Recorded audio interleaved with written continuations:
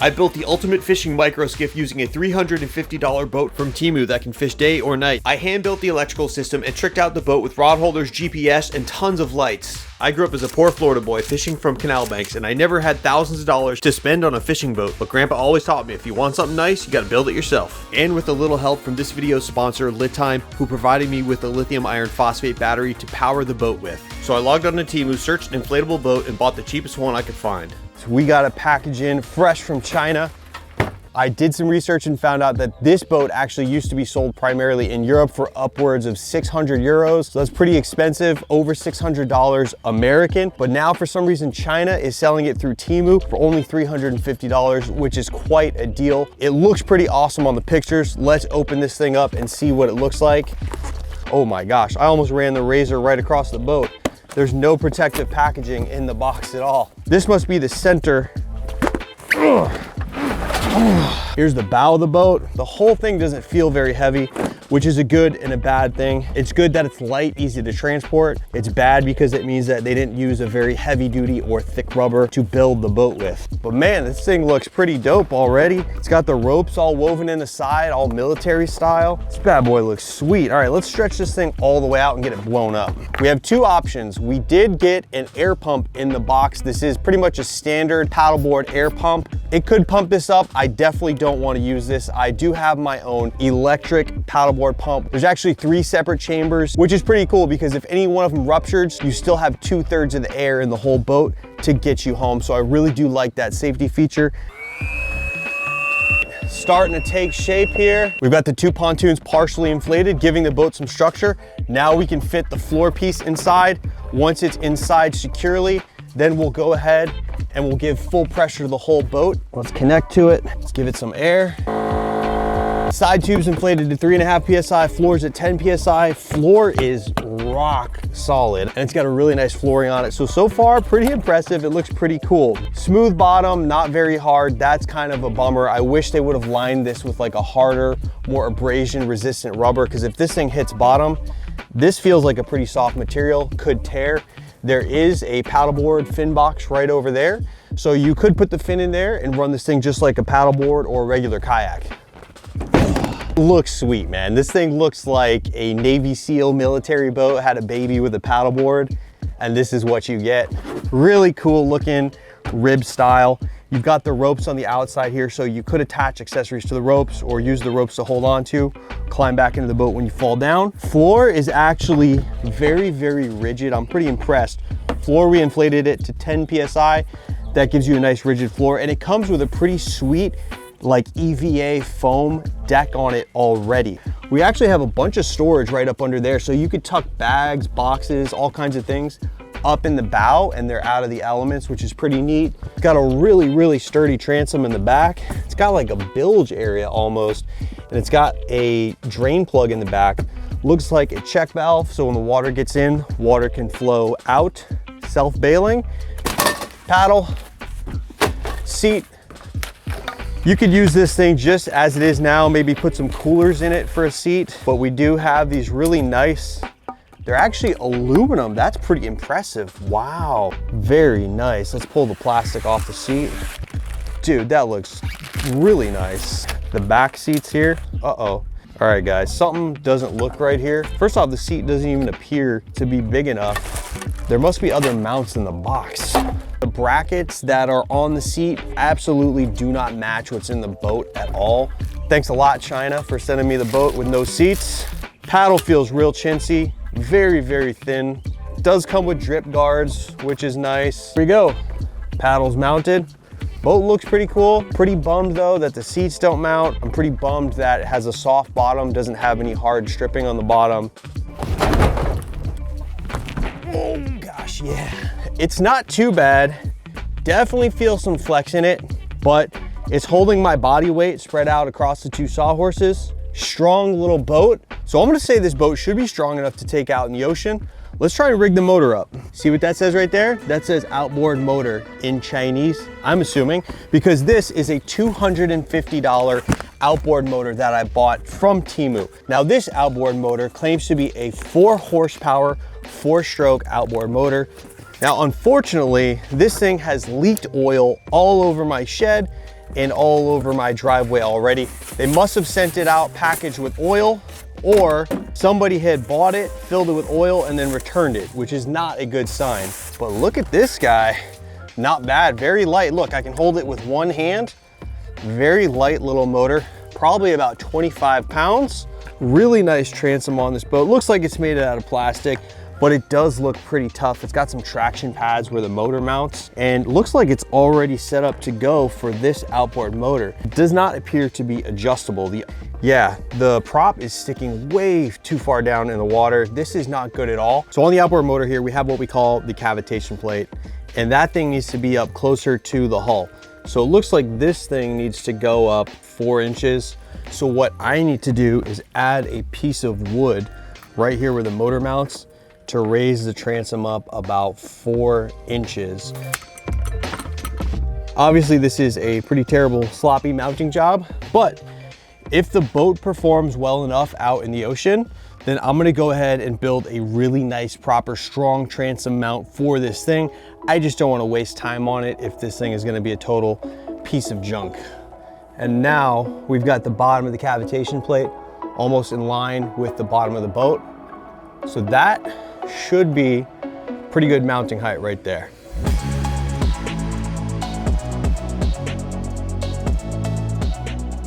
All right, ready? We got it all primed up. Here we go. First try, not bad for a Chinese motor. Feels really good. I might want to get rid of the cooler though. I might want to see it lower, give it more stability, but we'll try it with this first.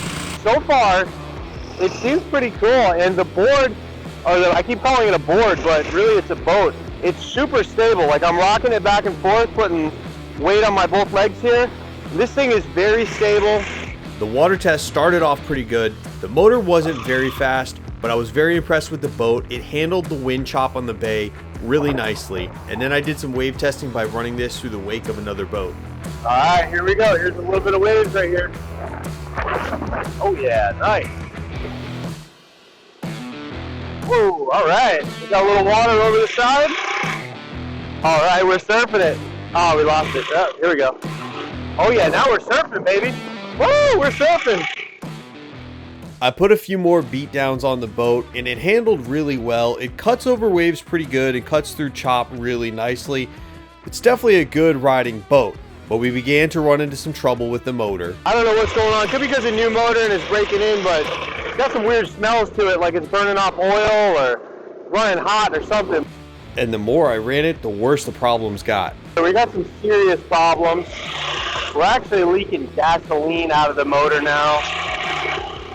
And it won't rev up any faster than this, which is probably half throttle. All right, I got old school on it right now. He is actually an outboard mechanic. He's taking a look at the motor because something is seriously wrong with this motor. It'll only get up to about maybe 40% throttle, 50% throttle, and the thing doesn't really take off like it's supposed to. Now you can see the hull of the boat rides really nice, so when this thing gets going, this is gonna be a nice rider, but this motor is just a total piece of junk. Well, what's going on? What do you think's happening? The jet just makes no difference whatsoever. I went 5 turns in, 5 turns out, makes no difference. So what do we do? I think we gotta pull that needle out. But what we ought to do is to pull the lower unit apart, up this way, and take the 2 screws and make sure that thing's full. And then put it together full. You don't know if it has gear oil in it. I have no Yeah, it's weird. There's like 2 blank holes where the screws should be, but nothing's there. Whoa, easy on the motor. Boat looks great. It does look good. All right. So I ran the boat back to shore, which was risky because if there was an issue with the motor, I could have damaged it further. But I figured if the motor was already toasted and I'm going to send it back to TEMU anyway, I might as well run this thing into the ground. So it looks like I may have destroyed our Chinese outboard motor here by running it without adding any oil into the gear case. Now in my defense, there is no fill or drain plug on the gear case, so I don't know how to add it in anyway. But there is a warning sticker on there that says, warn, gear case oil must be added. Kind of broken English, not very clear how to do it. So I may have actually roached the gear case on this. Oh my goodness. Well, there is a ton of corrosion in here already. We're gonna take these 2 bolts out and get the gear assembly out. Oh my goodness. The gear case is just filled with metal powder. It looks like glitter. These gears were grinded bad. This thing was running on pixie dust, guys. It is just full of ground up metal shavings in there. It looks like glitter. We need to clean out the shavings from here. So I'm gonna use some of this brake clean. Oh my gosh, it looks like glitter. Now that we got all the shavings cleaned out of the gear case, I think this thing might be okay. The gears look all right. Now that we've got all the magic pixie dust drained out of the gear case, I'm gonna add this heavy duty oil. This is made for the transmission and differential gear cases on tractors. And there's no fill level on here. I'm just gonna wing it, fill it about halfway up, put the cap on it, and we're gonna send it. Put Tef gel on all your fasteners, especially when you've got stainless going into aluminum. And these bolts right here, guys, we hit it with the German torque wrench and they'll be Guten tight. Before I put the propeller on, I'm gonna hit this with T9 corrosion protection. I can hear the gears engaging the shaft pretty smoothly. Shaft's turning up into the power head. Oh yeah, looks good. Now the other issue with this outboard motor is that it's not able to rev up past, I would say, 60% throttle. Seems to have a fuel delivery issue, probably a bad carburetor. So I reached out to TEMU. I tried to return the motor. Now, the seller who sells the motor reached out to me and offered me a $25 refund so that I could go get the motor fixed. Now, fixing this motor for $25 seems kind of crazy, seems like a ripoff. So I did some researching on Amazon and I found a whole service kit for this motor that includes a new carburetor and a new spark plug and new fuel lines for $9.99. But to make the most of the situation, I messaged the seller back on TEMU and told them I need at least $50 so that I can pay for parts and a technician to repair this motor, and they agreed and they actually refunded me the $50 back onto my credit card. So this motor did cost $250, now it only cost me $200. So hopefully this is gonna fix our power problems on the engine. We've got old carburetor, new carburetor. So the bore inside this old carburetor is way smaller than this new one. So either the engine's not gonna work at all or we just gave this thing a crazy horsepower upgrade. Let's see if this works. Yeah, she's working. The last major issue we need to fix on this motor is the lack of a safety lanyard. So this motor actually has a ratcheting throttle and no safety lanyard kill switch. So if you were to have this throttle cranked up and you were to fall off, this thing is just gone. It's gonna keep going without you. So we need to put in a safety kill lanyard so that way you can attach this lanyard onto your vest, and then if you fall off, it's gonna pop out and cut the ignition off on the motor. Okay. Let's see if the safety kill lanyard works. Choke it, unchoke it. Whoa, guys. Make sure the throttle's all the way down low before you try to start it, but yeah, and then watch. Kills it like that, so if you fall off, shuts the engine off. So I took the boat out to a deep canal on the edge of the Florida Everglades for a good test run. We definitely are in gator country, so I don't want to go down here in this water, but it's not a very far swim over to the bank, so I'll be okay. Let me show you the whole shot on this thing. I'm gonna hit it and you'll see how quick it gets up and goes. The motor seemed to have good torque and decent acceleration, though it didn't seem to have a very high top speed. But the performance definitely improved with the new carburetor and oil actually being in the gear case. I ran the boat at full throttle for a while, made sure it was nice and hot. The motor performed pretty well. It was very consistent, no loss in power. The boat hull itself is awesome. I feel like it runs through the water very well, jumps over waves really nicely, and handles chop really well. So I'm really happy with the boat. I'm gonna give the boat a 9 out of 10, and I'm gonna give the motor a 5 out of 10. Well, I am impressed that the gear case still works. I mean, this thing had metal shavings in it. We really did the gear case dirty and it still works. So that's pretty impressive. Now that the boat and motor was finally running good, I could get on to the next step of tricking this thing out into the baddest fishing micro skiff out there. The engine's running pretty reliably. It doesn't go quite as fast as I had hoped for, but for only $200 after that refund, I think it's an awesome deal. And I love this boat. It's such a cool looking boat. It rides really well in the water. So I think this is gonna be an awesome boat to compete with the $3,000, $4,000 fishing skiffs. So in order to build the cheapest, baddest fishing boat out there, I spent over $680 on boating accessories on Amazon. Let me show you what I got.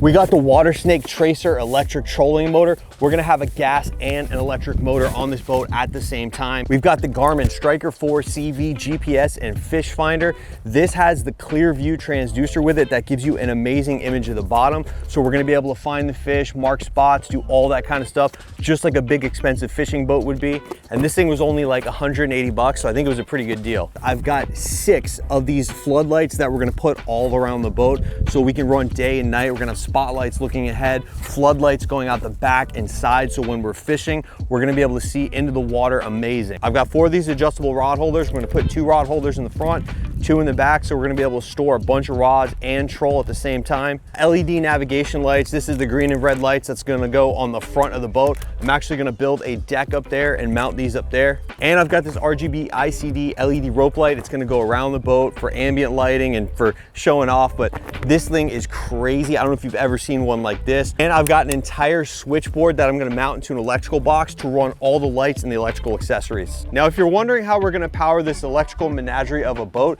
that brings us to today's sponsor, LiTime Batteries. They provided me with a 100 amp hour lithium iron phosphate battery. Lithium iron phosphate is the latest generation in lithium battery technology. Lithium iron phosphate is more sustainable, produced, safer, and is gonna have more longevity than other lithium ion batteries. And this battery from LiTime is a smart battery, which means it has Bluetooth connection so you can monitor battery status with your phone. It has a BMS battery management system built right into it, which helps control charging and discharging of the battery, which always keeps it safe and never allows it to overcharge or overly discharge. And the battery is very lightweight, probably only weighs about 25 pounds, which is way lighter than those traditional lead acid old school dinosaur batteries. But in the meantime, I'm gonna throw this on the charger while we build out the boat. We're gonna need to mount a bunch of lights, our power box with our switchboard on it up here, so I decided to use this space. Now the boat comes with these bungee cords. It's pretty decent storage, but we need a hard deck. So I got this 3/4 inch extruded PVC board. I'm gonna cut this in a V shape, mount it up here. We're gonna paint it black. We're gonna put some C-deck on it so it looks really, really nice. Looks like it came with the boat. I marked off the contour of the boat onto the PVC. Then I used a jigsaw to cut out the curved edges. I then took the angle grinder and rounded off all the corners, smoothed it out. I used some sandpaper to smooth off the edge real smooth so that the paint would adhere to it real nicely. I got this awesome looking EVA foam deck with a black and blue hexagon pattern on it. I used a razor knife and a straight edge to roughly cut it close to the size of the board. I then peeled the adhesive backing off of it and stuck the board onto it, pressed it down really well. I cut off the edges rough with the razor blade, but I still didn't have a perfect edge on the EVA foam deck. So I pulled out the router and routed the edge of the EVA foam deck, which made it match the edge of the plastic perfectly, and it gave it a nice rounded over edge. It fit on the boat perfectly, and the blue hex pattern looks so sick. I think our little deck with EVA foam looks really cool. So what I'm gonna do, I have some more of this EVA foam on the roll. I'm gonna go ahead and throw some on the seat that goes up here. Now I am gonna use the seat to mount the rod holders on, but this seat right here gets really, really hot. If you're gonna step on this barefoot, it's just smoking hot because it's black metal in the Florida sun. Blue hex pattern looks really good on this boat. Now it's time to fix up our motor extension bracket. I cut a pressure treated 2x6 to exactly the right size, rounded off the edges with the angle grinder, clamped it in place on the boat, and drilled through the board and the transom. And I was actually surprised to find there was wood inside the transom of the boat. I spray painted the board black, and I applied 5200 marine sealant to the holes, and then I put it on the transom, ran the bolts through, and cranked the bolts down. To finish it off nicely, I put Tef gel on the threads and acorn nuts on the tips of the bolts. I taped off the boat and did some touch-up paint where the marine sealant had squeezed out of the bolt holes. Now I have to install a removable horizontal board to mount the trolling motor and accessories in the back of the boat. So I laid out a 2x4 in the back of the boat and I marked it where I wanted my trolling motor to sit. I went ahead and cut it with the saw, and I cut out a little notch in the middle so it would fit on the transom bracket without interfering with the clamps for the motor. I rounded off all the corners with the grinder. I set the board back in place and it fit perfectly. I took the motor off, got it out of the way, and then I drilled through the transom and my horizontal board for bolt holes. I took it back off and spray painted it black. I put 5200 marine sealant on some carriage bolts and shoved it through the transom board. Now they are going to be fixed in there all the time, and the horizontal board is going to be removable. So I put some Tef gel on the tips of the carriage bolts. I put some nuts on and I cranked it in order to set the carriage bolts into the wood. And then I touched up the paint. So now it was time to put the gas motor in place and install the trolling motor next to it. Yeah, plenty of room on here. There's our height adjustment. We can spin all the way around. Plenty of room for our trolling motor to work in conjunction with our big motor. And then when we are ready to run the big motor, trolling motor comes up like this. This thing comes up, it's totally out of the water. And look at that, nice and secure over here. Now what I want to do in the back here is mount a rod holder on either side of the boat, so that way we control 2 rods out the boat at the same time. And then the other thing we're going to need is spotlights. So we're going to have a spotlight on either side of the motor. These rod holders are really nice because you mount the bases on and then you can take the rod holder on and off when you're transporting the boat. And they can be rotated and adjusted to any angle. I pre-drilled the hole for my spotlight bracket, put 5200 marine sealant to seal the hole, and then ran the screw in there real tight. I then put the light in place and found the right positioning to where I could have it shining backwards and slightly downwards into the water, and then I made sure that the motor was able to clear. Now with the crossbar lights and rod holders mounted in the rear of the boat, it was time to work on the front panel. I drilled holes in the front deck so I can mount it with zip ties to the eye-rings that the bungee cords are going through.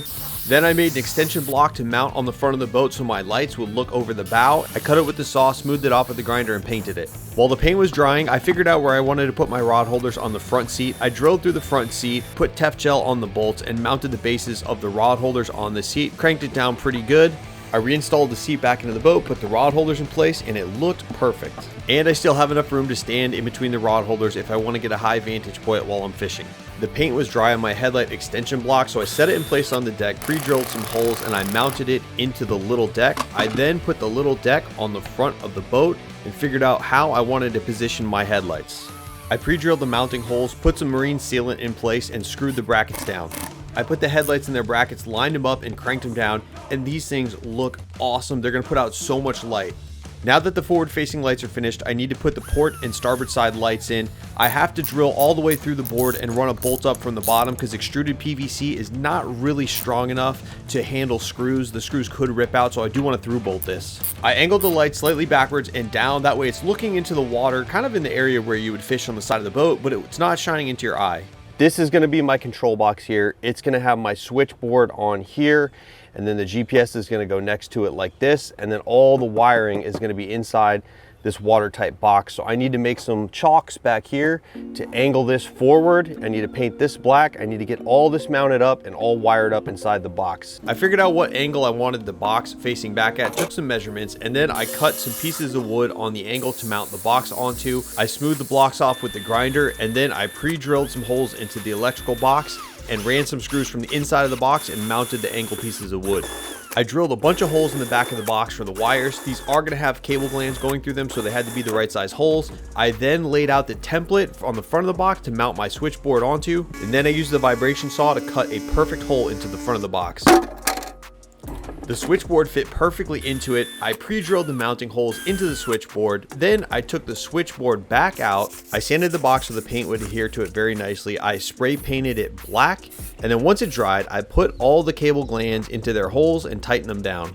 With the box painted black and the cable glands in place, I can now mount it on the front deck. I laid it in place and drilled 4 holes. Then I flipped the board over and I ran screws up from the bottom until I could see the EVA foam compressing underneath the switch box.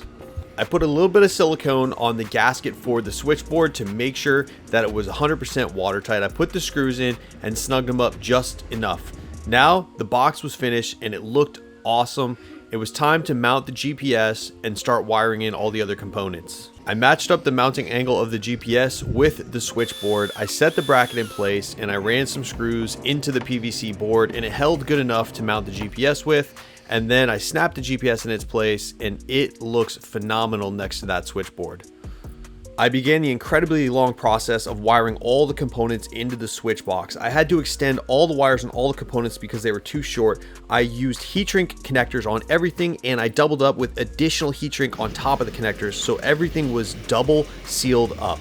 I stuck on our port and starboard navigation lights onto the side of the deck in the front, and I extended their wires and ran them into the box. I added this quick coupling onto the wires that come from the back of the boat. That way I could remove the back panel of the boat real easily and disconnect the wiring without having to open the box and do anything inside the box. And of course, everything double sealed up with heat shrink. I then installed zip tie saddles. That way I could route the wires securely. I installed the saddles onto the board, laid the wires out, zip tied them all in, and snipped off all my zip ties for a nice, clean, routed wiring. At this point, I had all my accessory wires routed into the cable glands in the box. I had the switchboard in place with some of its wiring, and I had to do the arduous process of wiring all the components into their respective switches. I had to install this 12 volt to 24 volt converter in order to run my fancy accessory lights that I'm going to show you later. And now I was so close to being finished. I've literally been working all day on wiring this boat up, and I'm really starting to wonder if this was worth all the work, but we are wired up here. I know it's not as pretty as it could be. Once I test this out, I am going to tidy up the wires some more and kind of clean this up, but I do like to leave it all loose when I'm testing in case I need to tweak something. Now is a good time to go ahead and throw in the lithium battery. We're going to throw the positive on first, screw that in, then we'll go ahead and tap the negative, make sure we don't have giant spark, tap it, and yeah, look at that. No sparks, that's a good sign. Oh, nice, we got a voltage readout. Okay, we got a voltage readout on our panel up here. Nav lights, forward spot, left spot, right spot, rear spots. Unbelievable, it all works exactly in the right order that I planned it. Let's go ahead and fire up the Garmin. Oh, Garmin's beeping. Is it coming on? Yeah, there we go. Let's go. I love that clear view transducer, it looks really, really nice. Now, with all the accessories and the electrical components wired together, it was time to connect the accent light, wrap it around the boat, and see what type of electrical load our system is putting on the battery. So we have all the switches on, so we have all the lights on and the GPS. So this is maximal electronic load minus the trolling motor. Let's go ahead and take a look at the battery diagnostics. 99% in discharging, negative 100 watts. So with everything on, we have a 100 watt draw right now. So that's pretty good. So with a 100 amp hour battery, this thing could run probably 11 or 12 hours at this current rate, which is an excellent runtime. Awesome, okay. So 100 watt load with everything on, that's not too bad considering the amount of lights that we have on here. And with this battery, lit time, 12.8, 100 amp hour, we could go a long time like that. Once we go out tomorrow, we'll get the trolling motor on there and we'll see what the trolling motor draws, and then we'll have a real estimate of how long this battery is going to last.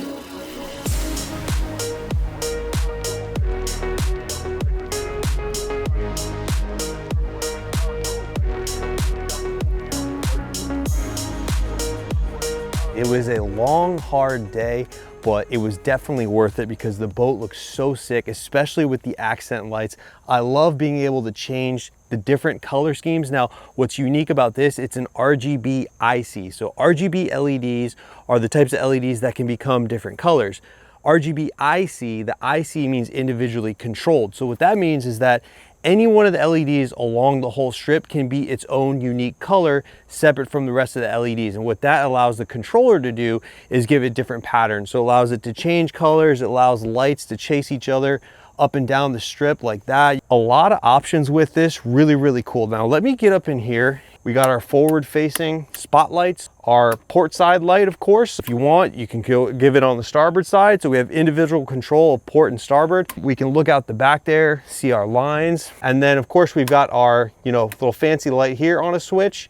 And then we've got our navigation lights. This is how the boat looks in the dark. I have no camera lights on. All I have on is the strip light around the boat, and I've got the navigation lights. It's a nice soft glow, so you could definitely work in here, tie off baits and do all that stuff. Let me go ahead and shut off the navigation light.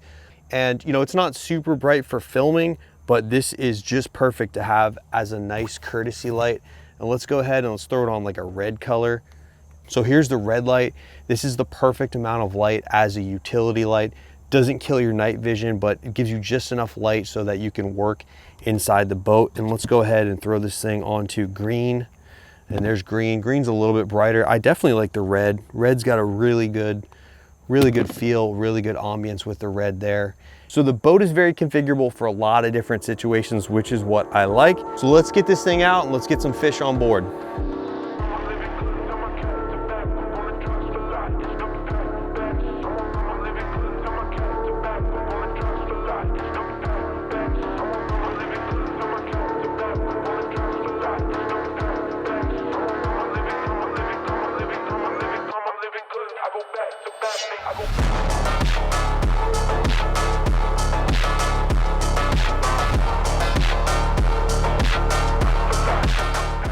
I got the boat brought out, launched on the beach. I got all the gear set up on it. Wasn't actually too bad because all the main components are mounted on that front panel there, and the whole front panel goes on. So that's a bunch of the lights, the switchboard, and the GPS all goes on in one shot. The backboard in the back goes on. You got your two lights, rod holders go in. Probably the longest part about setting it up was stringing the rope light around the outside of the boat and zip tying it. That was kind of annoying, but I definitely think it's worth it because it looks really cool and I really like the ambience lighting it puts up. Oh, and I did make one mistake. I forgot to bring the trolling motor. Totally stupid. Very important component, and I forgot it, but it's okay because we still have the gas motor ready to go, and we have a paddle just in case the gas motor fails. And also, I did not bring the transducer for the GPS. I left it in my garage, so I definitely have a couple of flaws in my deployment and setup of the boat, but let's see if we can get some fish. So I began to run my night fishing skiff across the bay, and I gotta tell you, it's a really comforting feeling having all of these lights on board. One of my biggest fears with running boats at night is having a bigger boat run you over because they're not able to see you. But I know with my spotlights all around the boat, I'm able to be seen all across the bay, and I'm able to see things that are in the water in front of me, behind me, on side of me. So this is a really awesome setup for nighttime running. The strip light inside the boat provides just enough light for me to see things inside the boat. It also provides me with just enough light to film with the camera. I'm actually filming with a 360 camera now, which normally do not do very well at nighttime, but this is giving me just enough light that I can film with, yet it's not blinding me. I can still see out across the bay, no problem, because I've got the spotlights projecting forward. I can easily see the GPS fish finder from where I'm sitting, and also the switch panel has illuminated rocker switches on it, which is really nice because I'm not fumbling around in the dark to find the right switch. I pulled up on some mangroves, could have some redfish or some snook in here. I cruised along and checked it out. It's awesome to have these lights shining down in the water because I can kind of see down in the water, spot any fish that might be down there. The lights are attracting the fish. There've been some fish that have come up and actually crashed right into the boat, which has been pretty funny. So it may actually be an advantage to have these lights on at nighttime, at least with some of the species of fish.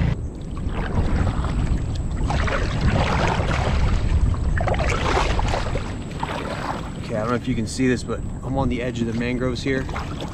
This looks like a good spot to post up.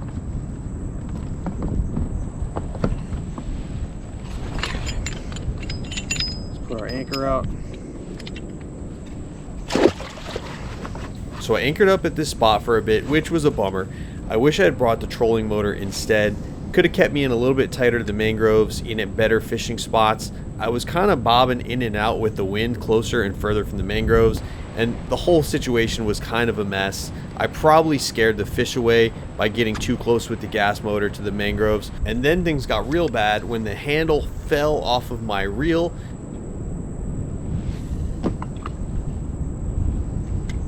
Apparently I didn't have the handles on my reels very tight, and they actually vibrated loose while they were in the rod holders and got lost out in the bay. Let me give you a tour around the boat. Night fishing on this thing is awesome. So take a look up front here. First, I'm going to show you the switch panel here. Very, very convenient. It's really nice. I can reach the switch panel from where I sit, and I can also see the GPS from where I sit. And let me show you some of the lights we got going on here. So we have our forward facing spotlight here, forward spotlights.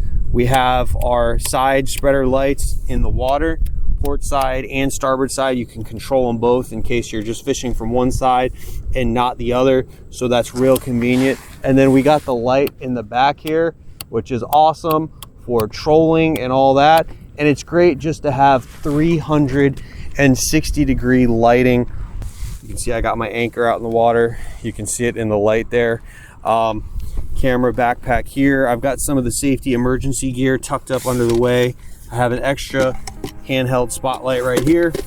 I have no camera lights on. We are only being illuminated with the rope light that goes around the boat. It's on green mode right now, and it's not a ton of light, but it is enough to work with. You can see, I can see everything here. I can tie off lines, I can work with my rods and all that. So this is all the light I really need. I don't even have my headlight on. I can put it on here, but yeah, the green light is just like the perfect amount of light, gives a good ambiance.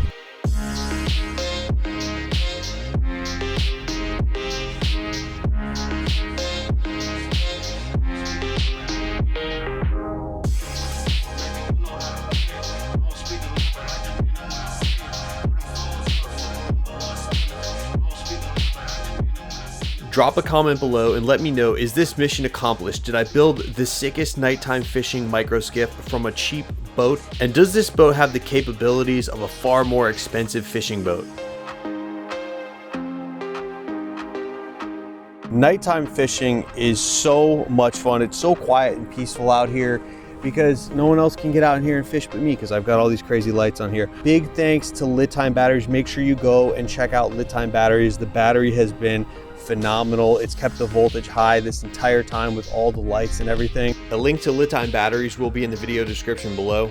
And I need your help. Follow me on all my social medias, and please reach out if you have any good boat build ideas. Make sure to like and subscribe, and I will see you on the next video.